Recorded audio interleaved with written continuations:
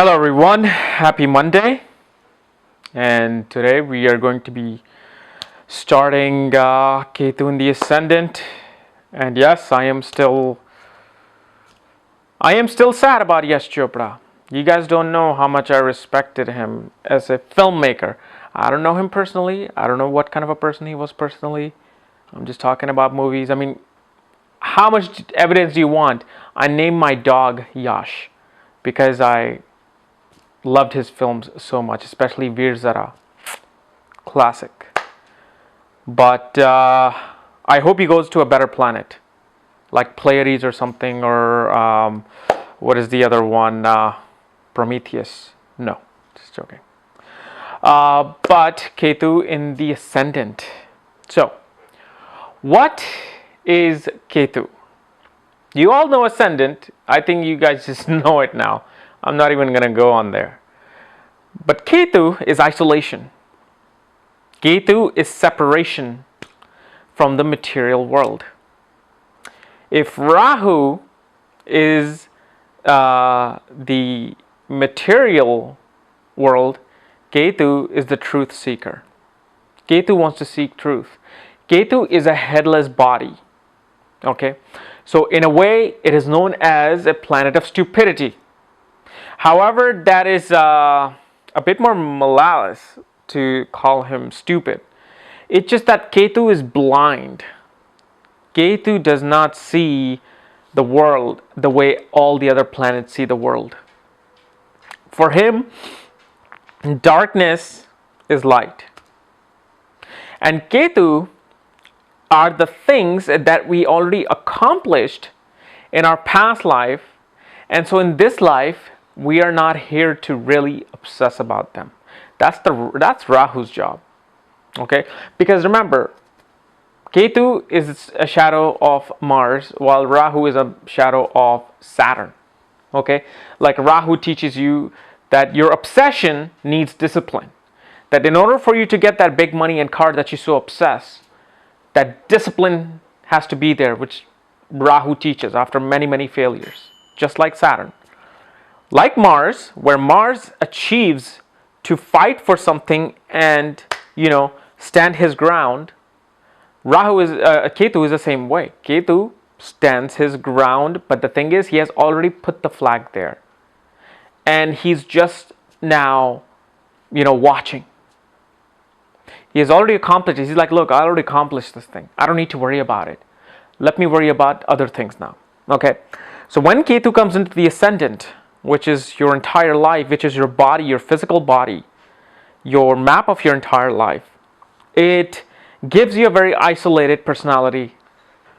So Ketu in the ascendant, as I said, it is about isolation. It makes a person very isolated in their entire life.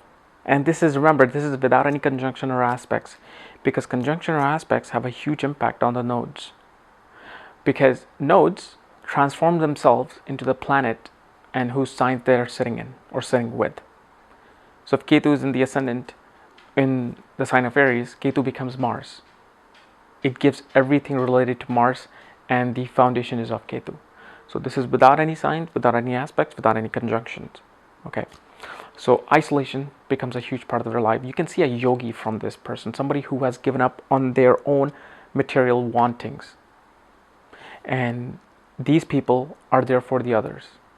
So somebody who's a priest, a yogi, a spiritual person is seen from Ketu in the ascendant. Ketu represents not restriction, but pretty much giving up on material things. Like, these people are not about themselves. They don't really care to take care of themselves. They are not about if they're looking good in public. No. They're about the other person. They find themselves. See, Ketu in the ascendant makes a person lost of their identity.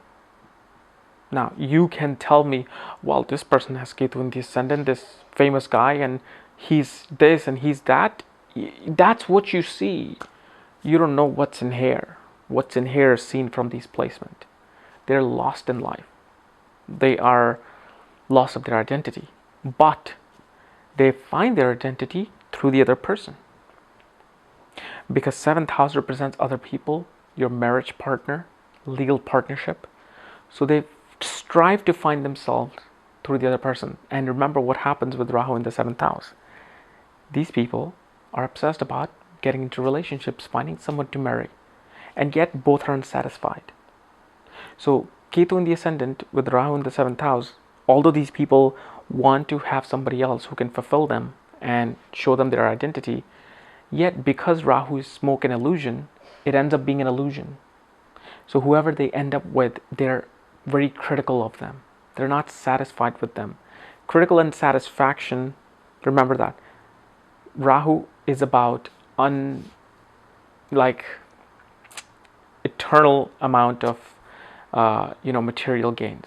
Rahu is never satisfied with how much he has. He wants more. This is why Rahu in the 7th house gives a lot of partners in life. Could create infidelity. But Ketu, it's about being critical. It's letting go of the material things, letting go of the husband and the wife and wanting to have this or that.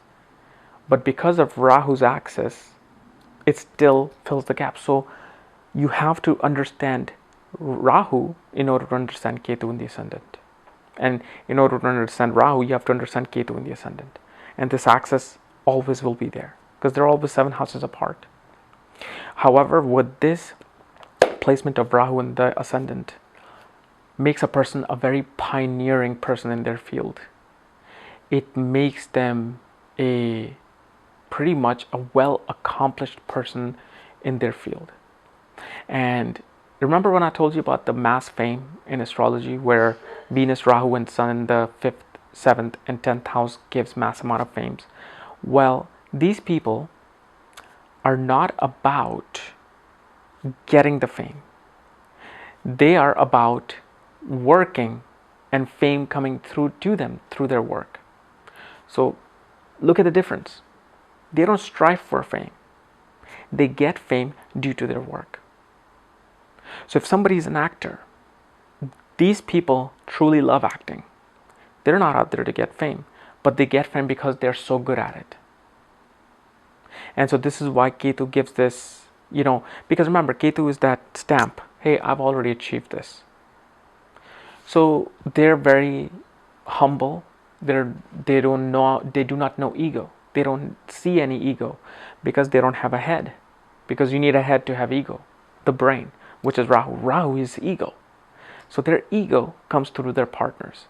But because Rahu is unsatisfied and Ketu is critical, they get the partner, but then it turns out to be not of their liking, not of their, not of their desire. And then they become critical of that partner. And this battle keeps going on and on, back and forth. So, but especially in Ketu's Dasha, these people should watch out for, because Ketu represents diseases that cannot be detected by any medical profession. They have very secretive, unusual diseases. Especially in Ketu Dasha and Ketu Antra Dasha, these people can turn towards tantricism, ritualistic deeds. So these people are very, they become very involved in the ritualistic side of things. They become involved in the esoteric side of things. Secretly, they will be doing tantric rituals. Secretly, they will be doing all sorts of things because Ketu is about finding the truth. And they think that through these rituals, they can get to that truth, that ultimate truth. So they want to let go of the material things, but material things come to them. Because remember the philosophy, when you do not want something, it comes to you. When you want something, you have to fight towards it. You have to run towards it. Okay. So here and in this Ketu placement can give you a very thin, weak physique, unless, of course, the ascendant is in conjunction with Ketu, or the ascendant is looking at Ketu. The ascendant Lord is looking at the ascendant Lord, or other planetary influence will give you a strong physique. But if Ketu is just alone, then it'll give you a weak physique. It'll make your life about research. These people are researchers because Ketu is a significator of research. Ketu also signifies electric equipment. So they can have interest in electronics due to this placement. Okay? And in ascendant, Ketu looks at the 5th house and the 9th house. Ketu aspects the 5th house and 9th house. Now, most people say Ketu doesn't have a head, so this is why it's blind, it doesn't see it. Well, who said Jupiter and Saturn have eyes and legs? You know, these are just planets, but they have certain energies, so they all have aspects. Now, Ketu is also a significator of Sun. It shows your Sun. So, with people with Ketu in the ascendant can end up having a Sun. Okay, and this is just from my own personal readings that I've done, that these people tend to have suns in their life. Here, Ketu can make you struggle to get the kids. Or here, Ketu can show you like abortions and miscarriages. It can do that, but in order to know if this is going to happen, look at the ascendant lord, where it's placed. Is the ascendant lord weak? Because if the ascendant lord is weak and Ketu is sitting there, then Ketu's foundation is weak. Then Ketu will tend to give a weaker aspect on the thing. But if the ascendant lord is strong and Ketu is sitting there, then Ketu's significance kind of becomes a lot positive. And then from a 5th house, which also represents creativity, which also represents performing arts, kids, education. Remember, Ketu energy says, I've already accomplished these things. This is not something too hard for me. Okay. So with this kind of placement, it can either make a person completely isolated towards kids, education, creativity, or these things come naturally to them without them wanting it. Like, they're like, do I want kids? Don't really care. Yeah, they'll get the most beautiful kids. Creativity comes easy to them. Like, they will feel like, okay, I already have creativity, but I just don't care to use it. Then Ketu looks at the 7th house of partnership, of marriage. So here again, Ketu's and Rahu battle comes into play. Ketu becomes critical of their partner. They try to, and then Rahu energy wants to get the partner, and then when they get the partner, they want to be isolated from them. They want to run away from them. So it becomes a battle of having a partner, not having a partner. So this is why Rahu Ketu just go together. This is why they cannot be separated. Because remember, Rahu is unsatisfied. He wants this partner. He wants that partner. He wants this. He wants every woman in the world. Or she wants every man in the world. But then Ketu is critical of them. They're like, no, not you, next.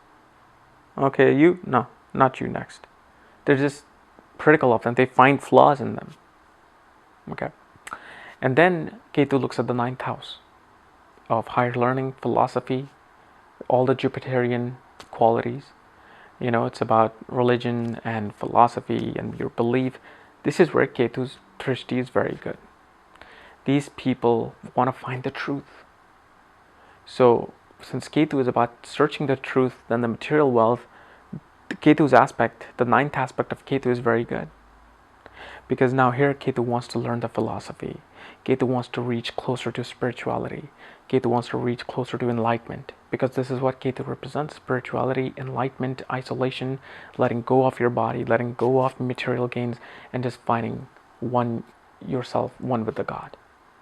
So especially when they say if you have Ketu, Sun and Moon in the ascendant, what it represents is that body, mind and soul are coming together in one spot. And these people get enlightened at a very, very early age. They learn about life. They become like that Buddha or Krishna. Like actually Krishna had Sun, Moon, Venus and Ketu. in the ascendant as the ascendant Lord. So body, mind, and soul was coming together. And this is why Krishna was able to just, but he had these spiritual powers within him since birth, but he later on realized. So Ketu's drishti also, it gives isolation towards those things, but it tells the person, I've already achieved these things. This is not something I'm really striving for. If it comes, it comes. If it doesn't, it doesn't. But Rahu is the one, that energy, that okay, I need a partner. I need somebody else to fulfill me. I need somebody else to do this. And then Rahu's aspects, we've gone through Rahu in houses, so you understand what his aspects and his placement does. Alright, so guys, this was my little complicated reading of Ketu in the Ascendant. So if you're new to my channel, subscribe above. And if you want to know where your Ketu is placed, check out my link below. Check out my book there, Astrology at the Speed of Light. And when you get the book, I will send you a link to look at your own chart so you can know where your Ketu and where your isolation comes in. Alright? Otherwise, we'll see you tomorrow. Bye-bye.